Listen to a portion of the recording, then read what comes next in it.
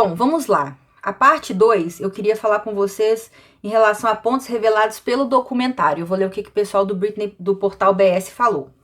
A equipe do The New York Times teve acesso a uma conversa de Britney com um advogado enquanto estava na clínica psiquiátrica em 2019. Ela estava tentando contratá-lo, mas sabia que a equipe não iria permitir a entrada dele. Spears até sugeriu que ele fosse disfarçado de encanador, mas como o celular dela era monitorado pela equipe, o encontro acabou não dando certo. Isso é muito assustador. A equipe inteira da Britney estava falando, se o pessoal souber, eu queria trocar de advogado, eu não quero mais ficar com o Sam Ingham. A equipe da Britney monitorando isso, sabendo isso, ela falou assim, olha, se você vier aqui me ver e eles souberem que você é advogado, eles não vão deixar você entrar. Finge que você é um encanador. Gente, vocês têm noção da gravidade disso? Dela ser impedida de encontrar com advogados, com amigos, com pessoas que ela gosta, e ela ter um micromonitoramento da vida dela? Eu acho isso muito surreal. Outra coisa que o The New York Times revelou, que eu gostaria de complementar, é que na época, antes, em 2014, quem tomava conta do caso era uma juíza chamada juíza Gotts, eu não sei pronunciar.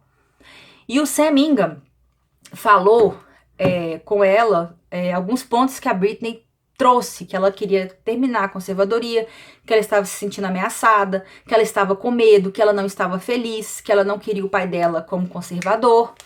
E aí a juíza, que ela gostaria de casar e ter mais filhos.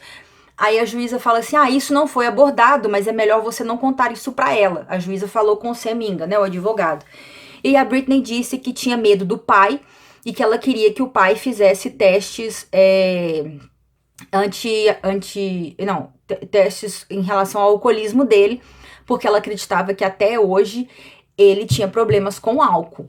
E aí a juíza falou que ele faz testes periodicamente e que tá tudo certo. Aí a Britney falou assim que queria que fizesse testes aleatórios, pra meio que pegar de surpresa. Aí a juíza respondeu o seguinte: quem ela pensa que é pra fazer exigências?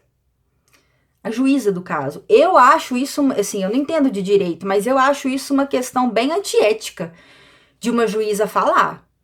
O que vocês acham em relação a isso? Eu achei uma coisa muito séria e eu fiquei muito aliviada que o The New York Times trouxe esse trecho da conversa pro documentário. Aí, inclusive, o The New York Times tentou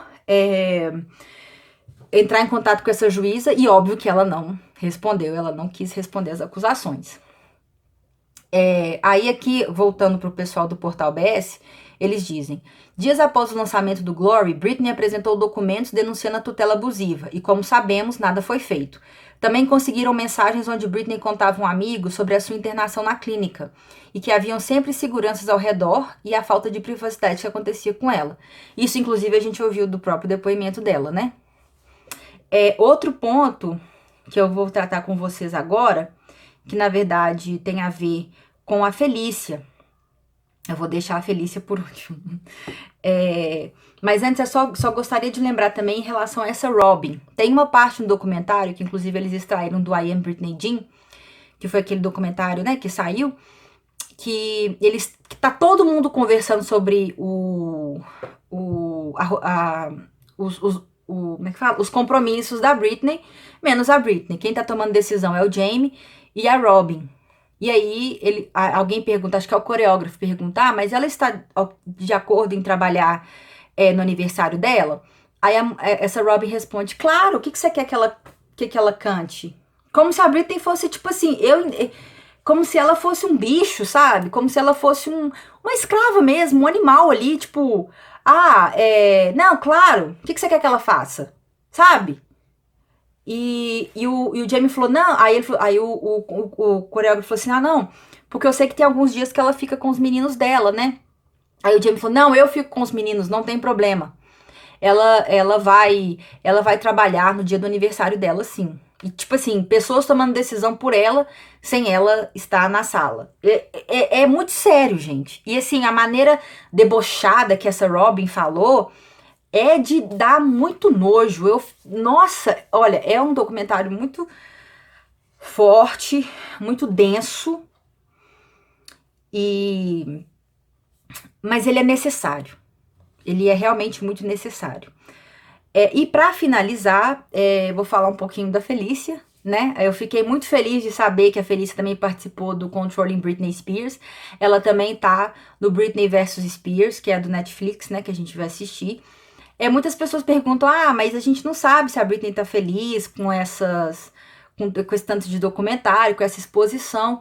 Bom, eu não acredito naquele post que fizeram no Instagram dela, né? Falando que ela tá insatisfeita com os documentários.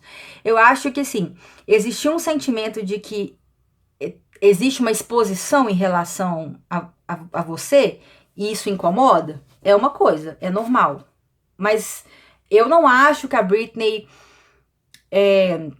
Aliás, eu não acho que a Felícia faria nada que fosse machucar a Britney, que fosse deixar a Britney numa posição de desconforto ou de humilhação. Eu não acho que a Felícia iria compactuar com isso. Por isso, esses documentários do The New York Times e o da Netflix, eu tô dando muita moral mesmo. O da CNN, eu confesso pra vocês que eu não tô dando tanta moral assim, porque na época que o movimento Free Britney tava ganhando força, eles fizeram uma matéria bem infeliz falando sobre o movimento e sobre ser uma teoria da conspiração. Então, pra mim, fica parecendo agora que eles fazendo esse depoimento, esse documentário, pra mim fica parecendo que eles, a CNN, tá querendo, tipo assim, um pouquinho desse tempo também, sabe? Ganhar um pouco de audiência. Mas vamos ver, né? É isso. Bom, voltando à questão do documentário, então, sobre a Felícia. A Felícia, ela dá é inevitável a gente não ficar emocionado com a Felícia, né? É o que eu falei no vídeo que infelizmente foi deletado. Eu tenho assim, eu acho que todos os fãs da Britney veem a Felícia como um lugar de amor, de carinho, um porto seguro, uma coisa de afeto, sabe? E ao mesmo tempo, quando eu vejo a Felícia falando, me dá uma nostalgia, porque volta tudo aquilo. A Felícia tem uma nostalgia boa, uma essência boa, que me lembra a época boa que ela tava com a Britney, porque toda vez que a Britney tava com ela, eram momentos bons, eram coisas boas, eram momentos leves, e que a gente via que a Britney tava genuinamente feliz. Inclusive, eu gosto muito mais de ver a Britney com a Felícia do que a Britney com a Aline, por exemplo. Eu acho muito mais genuíno a relação da Felícia com a Britney do que a Britney com a mãe. Mas é uma opinião minha. A Felícia conta que ela foi participar, né, como assistente da Britney na Circus Tour, só que aí eles rebaixaram ela para um cargo comum, que ela não tinha acesso à Britney, e que ela falou que ok, tudo bem, ela vai continuar lá fazendo o papel dela. Quando a Britney foi sair em turnê para a parte europeia, né, para a turnê europeia, o Jamie ligou para ela falando assim que eles tinham que ter uma conversa, tinha uma reunião que eles precisavam ter com ela, e na reunião eles disseram o seguinte, que a Felícia não poderia ir para a turnê europeia, porque a Britney pediu para ela não ir, e que a Britney falou assim que ela não iria performar se ela soubesse que a Felícia estava lá. Aí a Felícia falou, não, eu vou, porque os quartos, já aluguei os quartos. Eu achei muito legal ela ter falado isso. E eu só vou fazer, fique tranquilo que eu vou fazer de tudo pra Britney não saber que eu tô lá. Eu não vou esbarrar com ela e tal, eu vou ficar na minha. Aí o Jamie falou assim, você tem certeza que você consegue fazer isso, né? Aí ela falou assim, não, sim. E aí a Felícia até pensou que às vezes a Britney poderia estar chateada ou brava com ela de alguma forma, mas que ela queria estar lá de toda forma independente pra Britney ver que ela tinha o apoio da Felícia, independente do que fosse, e que era muito melhor ela estar lá e a Britney, assim, saber que ela tava lá, mesmo ela não querendo, mas que ela tava lá como um suporte. E que ela seria um suporte, independente se a Britney tivesse com raiva ou não. E aí, aconteceu um evento, né, que a Felícia estava em algum local, e aí entrou, de repente, nesse local, a Britney com 2 seguranças. E aí elas fizeram contato visual e a Britney foi correndo abraçar a Felícia e falou assim: Fê, onde você estava esse tempo todo? Eu não acredito que você tá aqui. Então, a Felícia falou: Poxa, eu não acredito que eles estariam querendo colocar a Britney contra mim, né?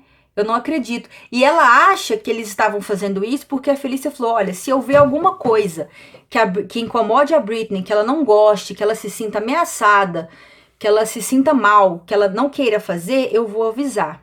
Aí a Felícia falou assim: então o suporte para a Britney era cortado. E foi o que eles tentaram fazer com a Fê. Deixa eu ver se tem mais coisas. Bom, aí o documentário. Ah, não. Aí no final do documentário eles mostram a vitória da Britney ter conseguido contratar o Rosengard. E inclusive o Rosengard dá um depoimento maravilhoso falando que todos esses pontos serão investigados ferozmente. Essa questão dos abusos e a questão financeira, que a Britney foi roubada assim na cara de pau, né?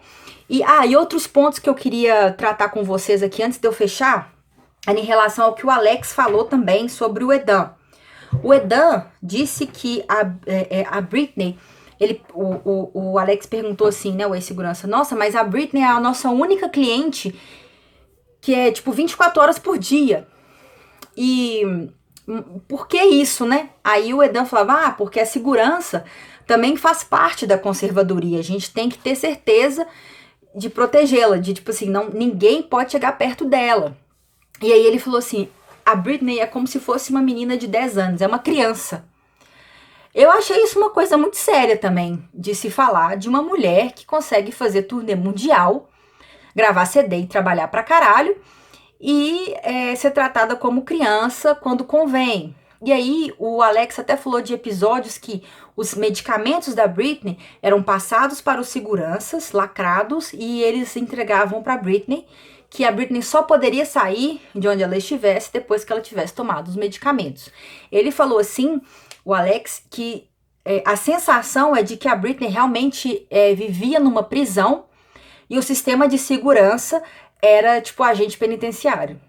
Tipo assim, 24 horas. E ele ainda diz que era o que o cliente queria. E o cliente era o James Spears, não era a Britney, era o James Spears.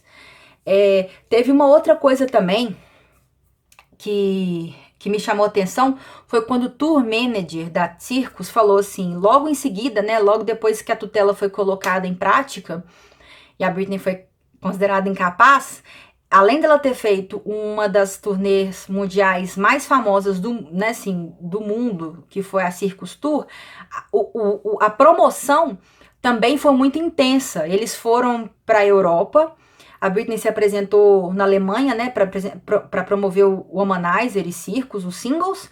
Depois eles foram para Paris, depois eles foram Alemanha, Paris, depois eles foram para os Estados Unidos, Los Angeles e Nova York, e depois eles foram pro Japão e depois começou a turnê. Então, assim, né, mais uma vez a Britney trabalhando, assim, incansavelmente, aí logo em seguida teve a Femme, teve outras e teve também a Piece of Me, né, que gerou muito dinheiro. E aí, voltando, só para fechar em relação a esse documentário, o Rosengard falado, né, dado mostrado esse depoimento do Rosengard, falando que ele vai, sim, investigar ferozmente todas as irregularidades, tanto na vida financeira quanto na vida pessoal da Britney, em termos de abusos e em termos de roubo de dinheiro também. E aí, no final, a Tish e a Felícia mandam um recado pra Britney. Eu gostei muito da Tish, eu achei ela uma mulher muito... Eu gostei muito dela, eu gostei da energia dela. Ela falou muita coisa, assim, já viu que ela tava bem emotiva. E ela também leu uma cartinha que a Britney, um bilhete que a Britney deixou pra ela no final da turnê, que inclusive era tipo, muito obrigada pelo seu carinho, é muito bom saber que existem pessoas boas como você no mundo, isso me ajuda a dormir melhor. E aí a Tish manda um recado pra Britney e ela conta que ela comprou um colar da Tiffany pra Britney e que ela sabe que a Britney tinha mania de gravar números, porque os celulares da Britney sempre mudavam, né, de número, e ela sempre estava sem celular. Então tinha dia ela tinha, dia ela não tinha.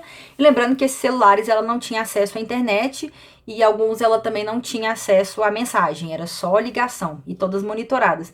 E que a Tish foi e gravou o número do telefone dela no colar caso a Britney precisasse dela, porque ela sabia que ela mesma não poderia ter o contato com a Britney. Gente, isso é muito forte. Sim, você precisar gravar seu número num colar para ninguém saber caso a outra pessoa precise de você. Eu fiquei bem emocionada com o depoimento, com esse depoimento dela. E o depoimento da Felícia foi... Acho que todo mundo chorou, porque é o que eu falei, a Felícia tem uma essência ali, que tem uma essência da Britney junto com ela. Não sei falar pra vocês, é uma coisa... Não sei se assim, deu pra entender, ou se soou meio doido.